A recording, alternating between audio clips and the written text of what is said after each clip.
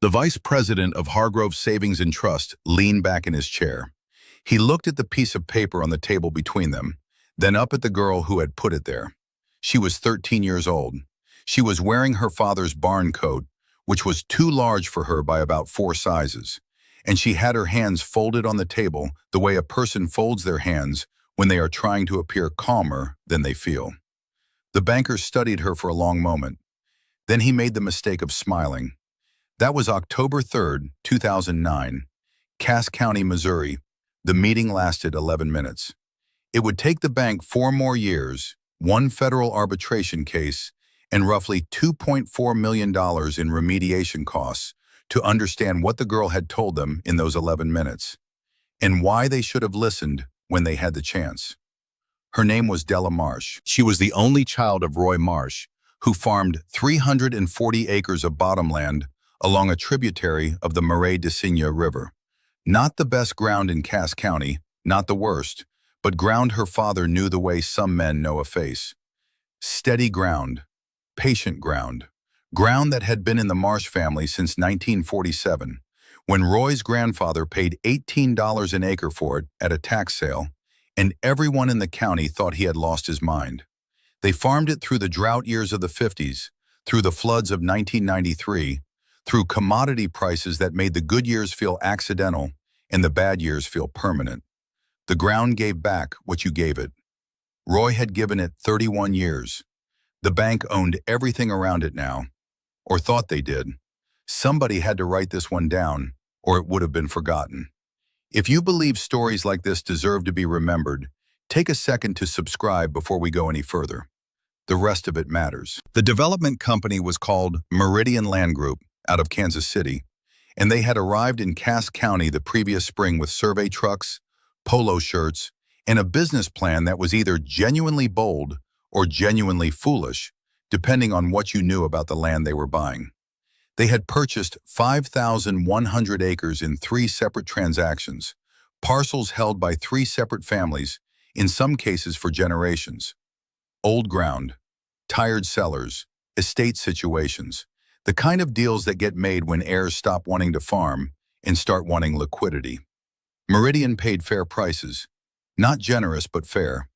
They financed through Hargrove Savings and Trust, which had a regional office in Harrisonville and an appetite for agricultural development deals that it had not historically earned the right to have. The plan, as Della would later describe it to a federal mediator, was to drain the sloughs, fill the low spots, rezone the back sections for light industrial, and sell off parcels to warehousing operations that wanted cheap land within 50 miles of the Kansas City metro. The land was close to a state highway. It was reasonably flat. It had been farmed for decades, which meant the infrastructure existed: power lines, county roads, basic drainage. On paper, it made sense. On paper, it looked like a return on investment. The ground didn't care what it looked like on paper. Dale Whitmer was working a hayfield about a quarter-mile east on a Tuesday afternoon in October when the Meridian survey crew came through for the second time that week. He had a Case IH 8240 combine that had been giving him trouble with the unloading auger, so he was moving slow and he had time to watch. 2 men with survey equipment, a third man in a new white Chevy Silverado who wrote things on a clipboard and looked at his phone and wrote some more. They were staking drainage lines along the fence row that ran between the Meridian parcel and the edge of what remained of the Marsh property. Dale didn't think much of it. Roy had died the previous March, a cardiac event in the equipment barn, clean and fast, the way Roy Marsh tended to do most things, and the farm had passed into Della's name, held in trust by her mother Patricia, and managed day to day by a hired hand named Cletus Briggs, who had worked for Roy the last 11 seasons. Things were unsettled over on the Marsh place. It made sense that neighbors would do boundary work. What Dale noticed, and what he mentioned later to a reporter from the Cass County Democrat, was that the Meridian surveyor spent a long time at the northeast corner of the Marsh property, longer than a corner marker ought to take. The man walked the fence line twice. He crouched down and looked at the ground closely, the way a man looks at something he is not quite sure of. Then he looked at Roy's old drainage tile outlet, a terracotta line that ran under the fence row and emptied into a grass waterway. And he wrote something in his notebook and walked back to the Silverado and drove out the way he came. Dale didn't think much of it. He would later. Roy Marsh had come to that land when he was 24 years old, newly married, with $12,000 in savings and a used Oliver 88 tractor that had more hours on it than the dealer admitted. He did not know the ground well in those early years. He made mistakes, pushed too hard in wet springs, tried crops that weren't suited to the soil texture, lost a field corner to erosion in 1984 that took him 6 years to rebuild. But Roy Marsh was a man who paid attention, and paying attention to a piece of ground for long enough is its own kind of education. Better than most. He began keeping notebooks in 1986, green, soft-covered, spiral-bound, 70 pages each. The first few were practical: equipment maintenance, input costs, yield records by field. By the fourth and fifth notebooks, they had become something else. They were the record of a man watching a piece of land the way you watch something you are trying to understand. Patient, methodical, not in a hurry. He noted what the ground did after rain, where it drained fast and where it held water, and for how long. He noted which fence rows stayed wet through June when the rest of the farm had dried.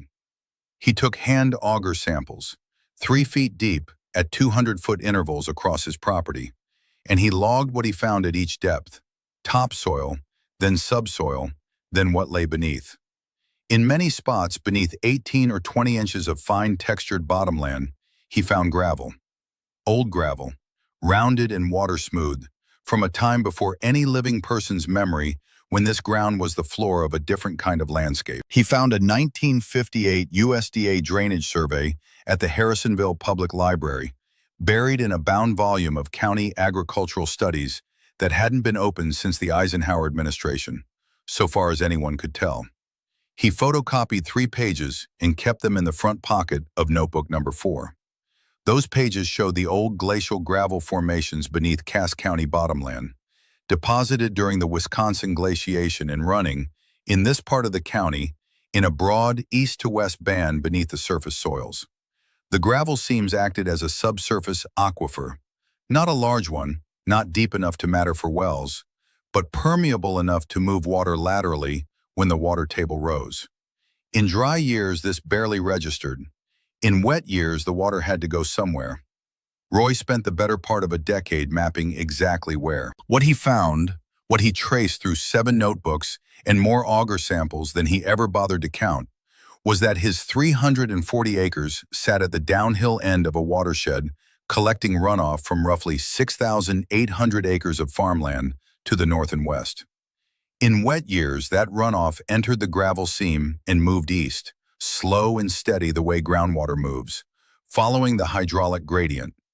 And the low point of the basin, where the topography and the gravel gradient both directed the flow, was not on Roy's land. It was about 1.5 miles north of his fence line, in the middle of what had been, for decades, 3 separate family farms.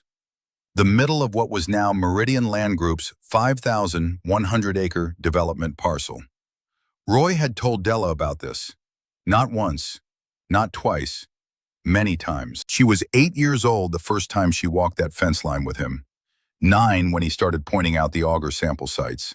11 when he spread Notebook 4 on the tailgate of his Ford F-250 and walked her through the gravel seam map with his finger, tracing the path the water took underground. She was 12 the winter he sat her at the kitchen table and read her the USDA survey pages, and she asked him questions he said were better than anything the Extension Office had ever asked. And he wrote her questions in the margins of the notebook and answered them in his careful, unhurried hand. She was 13, 7 months after they buried him in the cemetery at Peculiar, when she drove her mother's Honda Civic to Harrisonville and walked into Gerald Foss's office and asked for 11 minutes of his time. She brought Notebook 4. Gerald Foss had been in agricultural lending for 19 years. He had seen his share of farm families come in with concerns about neighboring development. In his experience, they generally wanted one of 3 things: a setback agreement, a drainage easement, or money. He assumed Della Marsh wanted one of those things. He offered her water from a plastic pitcher on the credenza, and she declined. And then she opened the notebook on the table and turned it to the gravel seam map and explained to Gerald Foss, in language that was more measured and more specific than most adults manage, exactly what Meridian's drainage plan was going to do to the subsurface hydrology of the land his bank had just financed. Not her land, his collateral. That was the part Gerald Foss missed. He heard a child explaining something about groundwater. He heard her use the phrases subsurface gravel transport and hydraulic gradient, words she had taken directly from her father's notebooks and the USDA survey pages.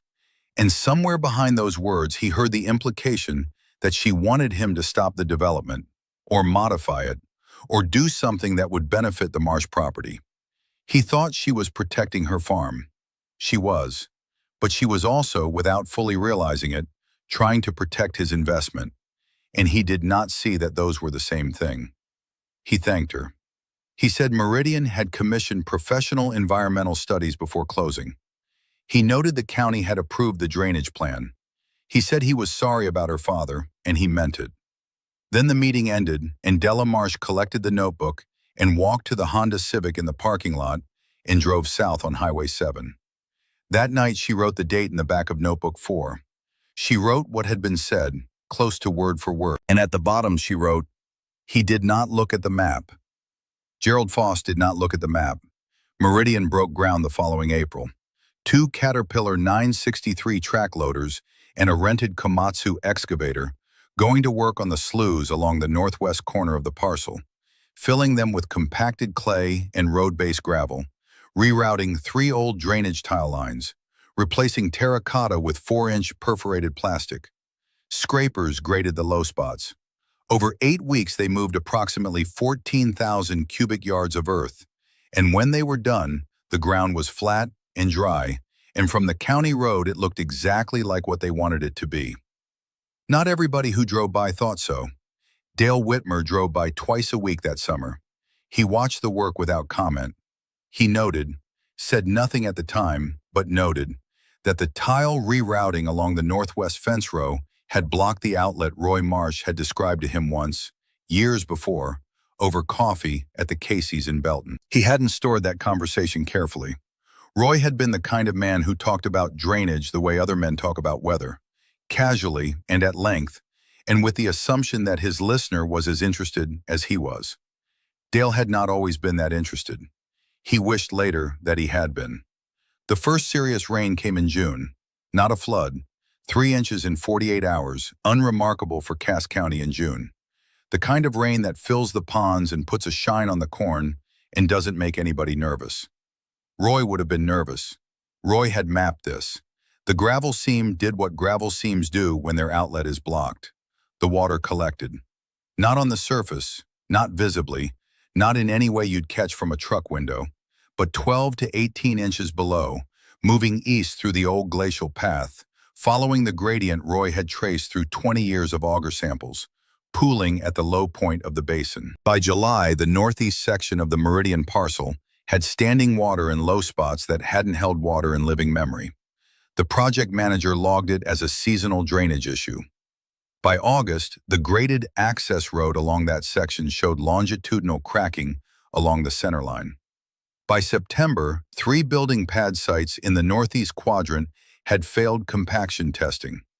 The soil was soft at depth in a way that didn't match the prior year geotech report, and the project engineer ordered additional borings. The borings found saturated gravel at 22 inches. The second soil engineering firm Meridian hired, out of Springfield, not the firm that had done the original study, filed a report using the phrase subsurface water migration through alluvial gravel deposits originating north and west of the site.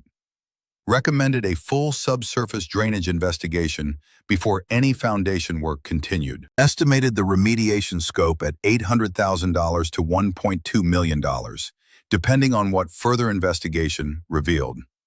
Gerald Foss read that phrase twice. Subsurface water migration through alluvial gravel deposits. He was not sure why it sounded familiar. It took him until the following morning, driving to the office on Route 7, to place it. Not those exact words. Close enough.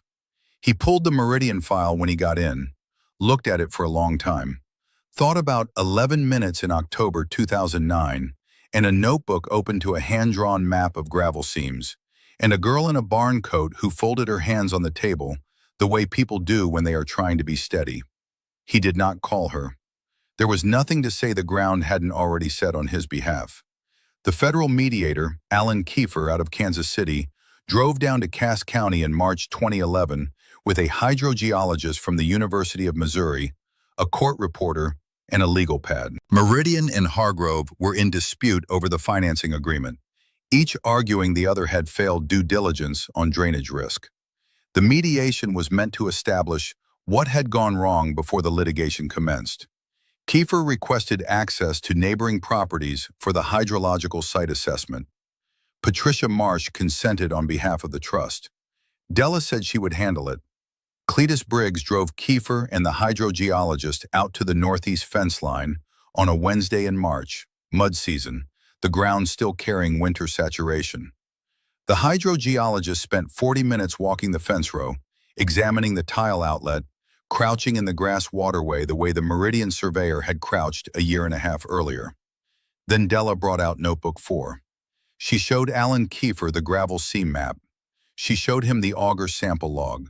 She showed him the USDA survey pages, photocopied in 1994 and folded soft as cloth from handling. She showed him the October 3rd entry at the back, with the date and the summary and the single line at the bottom. Kiefer asked who had done the mapping. She told him. He asked how old her father had been when he started. 31, she said, the same age she would be in 8 years. The hydrogeologist's report confirmed Roy's map. The alluvial gravel seam ran northeast from the block tile outlet on the Meridian parcel's western boundary toward the basin low point in the northeast quadrant. The rerouted drainage had eliminated the natural outlet and directed subsurface flow into the buildable area. The effect was predictable, the report stated, predictable to anyone with a thorough understanding of the subsurface hydrology prior to construction. The report did not name Roy Marsh. It didn't need to. The arbitration ran 14 months. Meridian and Hargrove settled in the spring of 2012. The total remediation, new drainage infrastructure, road reconstruction, 3 failed building pads replaced, engineering fees across 3 firms, came to $2,367,000, split by a formula the settlement specified and neither party disclosed publicly. Gerald Foss left Hargrove Savings in the fall of 2012. His title was not refilled. The Harrisonville regional office was absorbed into the main branch the following year. Della Marsh is 22 now. She farms the 340 acres with Cletus Briggs, who is 61 and slowing but not stopped, and a part-time hand named Terrence Webb out of Archie, who Cletus says has a good eye for cattle. She runs 63 Angus pairs through the cow-calf operation, up from the 51 her father kept when he died, and keeps winter wheat on the ground Roy put in wheat and corn on the ground Roy put in corn, because the ground told Roy what it wanted to grow, and Roy wrote it down. She is on Notebook 16, green, spiral-bound, 70 pages, bought at the same hardware store in Belton where Roy bought his, and kept in the same metal file box in the equipment barn, along with all 11 of Roy's. She said once, to a woman from the County Farm Bureau who asked about them, that she doesn't know yet if she's as good at this as Roy was. She figures she'll find out when she's been at it as long as he was. The northeast corner of the Meridian parcel, the low section, the one over the gravel seam, has been left in permanent grass cover since 2013, per an agreement with the Cass County Conservation District. The rest of the development sold eventually. Warehousing went up on the western sections, the drier ground, and you can see the roof lines from the county road on a clear day. The northeast corner you cannot develop. It is what it is. The ground knows what it is. And now, after $2.4 million in 4 years, and a federal mediation, and a soil engineer from Springfield, and a hydrogeologist from Columbia, the people who own it know too. Dale Whitmer still farms that hayfield to the east. Newer Case IH now, a 9250 that doesn't give him the auger trouble the old 8240 did. When he comes around the corner by the marsh fence line, he says he thinks of Roy sometimes. Not anything specific, Roy said. Just the idea of a man who paid close enough attention to something that the truth of it outlasted him. Roy Marsh spent most of his life learning what the ground underneath him was doing. He wrote it down. He taught his daughter. He died. The ground kept doing what it always did, patient and exact and entirely indifferent to who understands it and who doesn't. There is a kind of knowledge that doesn't come from a professional study or an environmental report commissioned after the damage is done. It comes from showing up to the same piece of ground for 30 years and paying attention and writing down what you see. Roy had it. He passed it to Della. Della put it on the table in a bank in Harrisonville when she was 13 years old, and a man with 19 years in agricultural lending looked at her and saw a child with a notebook. Not cruel exactly, just a man who did not look at the map. The ground did not require him to understand it. The ground only requires what it has always required from everyone: time and someone watching close enough to know what they're seeing.